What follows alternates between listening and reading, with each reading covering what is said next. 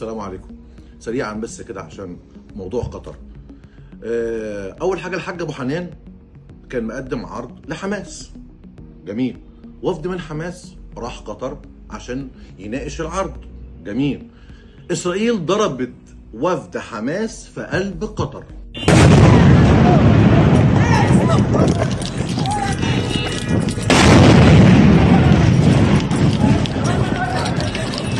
جميل؟ لا ده مش جميل.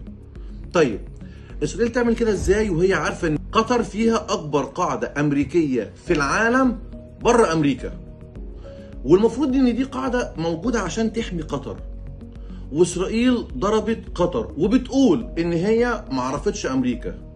طب بغض النظر عن انها عرفت امريكا او لا، مش المفروض امريكا تحمي قطر؟ مش القاعده الامريكيه دي موجوده عشان تحمي؟ طب اسرائيل قالت ولا ما قالتش؟ طيب هو فين دور امريكا؟ هو مين على مين ضد مين فين؟ العمليه مش مظبوطه. اسرائيل عماله بتخبط يمين وشمال كيفما يتراءى لها. هنا تضرب عادي، هنا تضرب عادي، هنا تضرب. بس اللي مش عادي ان هي تخش كده على دوله وسيط بتحاول ان هي تحل الموقف عشان انها تجيب لها الناس اللي هم المفروض ان هم محتجزين عند حماس. ده لو ده هو المبدأ عندهم يعني. ولكن قطر ذنبها ايه عشان تتضرب؟ وامريكا ازاي ما تحميهاش؟ وازاي عندي قاعده امريكيه وازاي ما تحميهاش؟ وازاي اسرائيل متسابه كده تعيش في الارض فساد؟